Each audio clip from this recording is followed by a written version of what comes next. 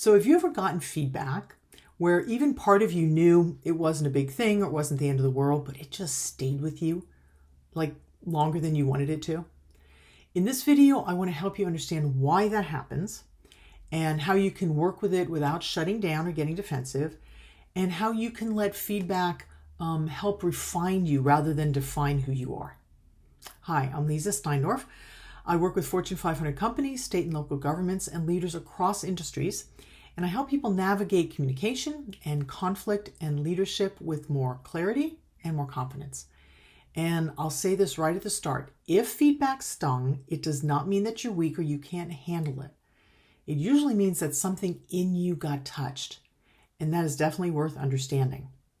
So if you're a returning viewer, welcome back. If this conversation resonates with you, a quick like or subscribe helps other people find it and also lets you know when a new clip drops. All right, so let's dig into this. Sometimes the feedback itself is not even that dramatic, right? It's maybe just one sentence, or on the fly, someone makes a suggestion or a comment in a meeting. But something happens inside of you that feels a lot bigger than what they just said. And then you replay it, you hear it again later, you start looking at them differently or looking at yourself differently, like, does this have something to do with that? And you start wondering if there was something more behind what was said than what was actually said. And super quickly, that feedback starts to inform this whole personal experience, and it feels personal. And that's usually the moment where people either get defensive or they shut down or they start doubting themselves. And that's more than the actual situation actually called for. So before we go into what you can do with that kind of feedback, it helps to understand why it can land so deeply in the first place, right? So you can have more personal understanding. So most people don't just hear the feedback, they interpret it immediately. What was said may be about a presentation or words you chose, a decision, a tone, maybe you missed a detail, whatever. But what gets felt often feels a whole lot bigger and sharper, I'm going to say. Maybe I'm not as strong as I thought. Maybe they don't trust me. Maybe I've disappointed them, or I'm never going to make it in this field, industry, position, whatever it is, right? So things start to blur together.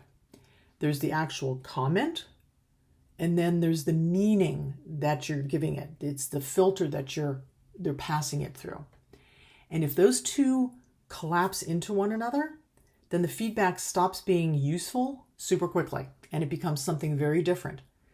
And that's why one of the most helpful things you can do is to create a little separation between those two, between the event, what was said, and the story that forms around it, the narrative, the judgment that you hold and filter it through. So let's take a look at what does that actually look like. This is where taking a pause really matters. And if you've been here before, you heard me talk about POP, pause, observe, proceed. So to take a pause, and not because you're trying to be polished and trying to say the right thing, not that kind of pause. We're talking about pausing so that your interpretation can be separated from what's actually happening, right? That it doesn't take over before you get clear on what actually happened. Okay? So when feedback comes in, instead of deciding what it means immediately, take a minute, right? And I'm a fast thinker, I'm a fast talker. Like I've had to learn this to slow down, so you're not alone. But just ask yourself, take a minute, ask yourself, what was actually said? Like repeat the actual words. Is there a tone that I'm reacting to? Or what part of me feels activated right now? Like, do I feel like something's moving? Or, which I found very useful, is what is my judgment about myself in what they said? So that kind of pause, like using space, really changes everything, because when you slow down the moment, you start to see that not everything that is hitting you emotionally is necessarily something about you or anything that you need to carry. Like maybe what they said has nothing to do with you, or the meaning you're giving what they said is completely separate from what they said. And that's where discernment starts to matter. How do you gauge your response? How do you start to understand what happens between their words and your response to their words? Okay? And not all feedback deserves the same response, right? One of the most important things you can learn is that all feedback is not equal, right? Some of it, just like people, some of it's clear and specific and even helpful, like some people. And some of it's vague and confusing, like some people, right? Some of it reflects another person's preference, like they just didn't like that font or presentation or design or idea, right? And that's a preference, it's style. Or it might reflect what stresses them, like what they're dealing with. So when we get triggered, when somebody says something, it's usually because we have our own story going on, or we have a judgment about it. Like if somebody says in a meeting that you speak too quickly, or your points weren't clear, right?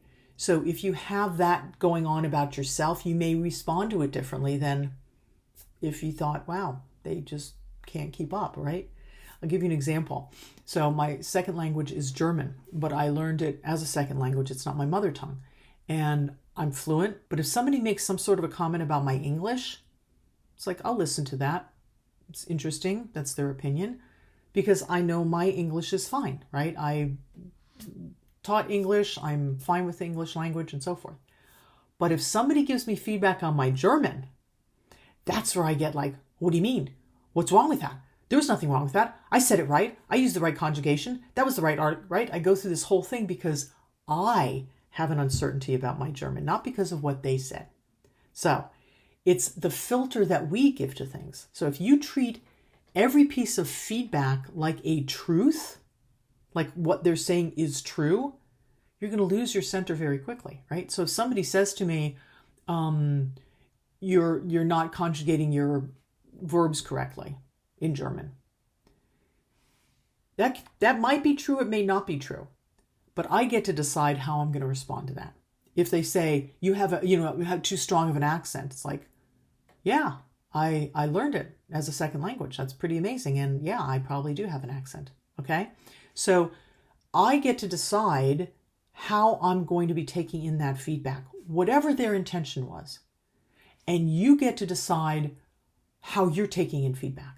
And just because somebody said it to you doesn't mean it's a fact. Okay? It's not a truth about you, but it's input, it's data, and data is important because it's information that we can work with.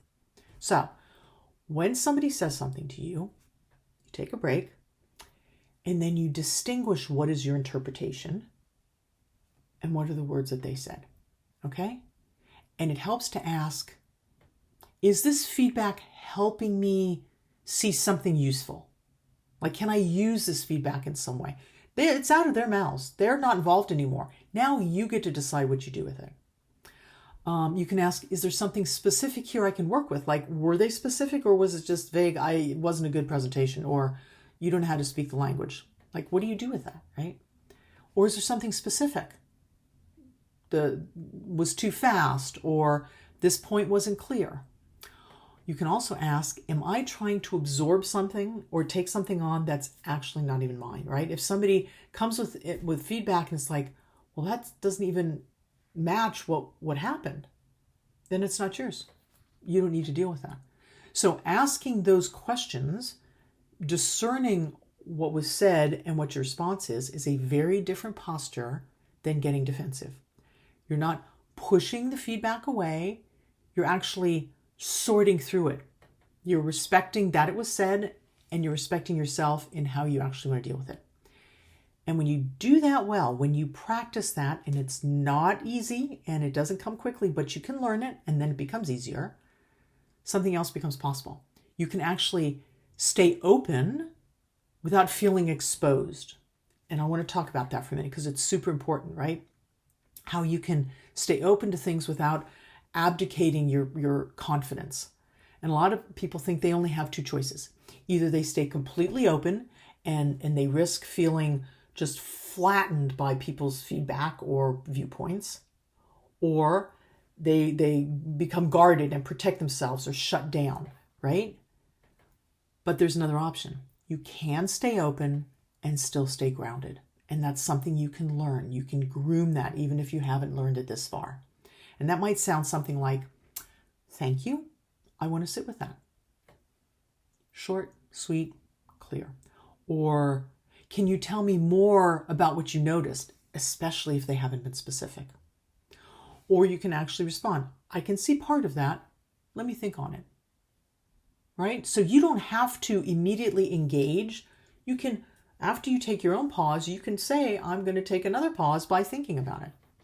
And that kind of response then keeps you in the conversation without handing them your self-perception or handing them the control of the conversation. And over time, that's actually what builds maturity, professional maturity. It's not being affected, and it's also not pretending that you don't care, but knowing how to care without collapsing yourself, right? Without just giving up and falling in. So, if feedback stung, it doesn't mean that you're weak, and it also doesn't mean that the feedback was harsh. It might simply mean that it touched something in you that was deeper than the comment itself, and it gave you an opportunity to take a look at that. And once you understand that, then you can stop treating your reactions as a verdict or their statements as a truth. You can detach and you can notice what was actually said, what you added to that, like what your spin was on it, and what's useful, as well as what's not in what they said. And that's where confidence starts to build. And you become steadier because now you're navigating what's present without fighting against it or trying to control it. So it's not that you want to stop receiving feedback.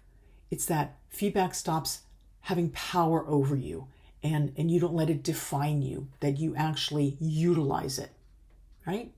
You stay in your own authorship. You stay grounded, okay? So if this helped you make sense of a moment that stayed with you longer than you wished it would have, go ahead and like the video and share a comment below. I'd love to hear about how you've handled feedback or where you may have a challenge. And subscribe to the channel. That way you'll know when new clips drop. So I want to thank you for listening and stay tuned. There's more to come. Be well.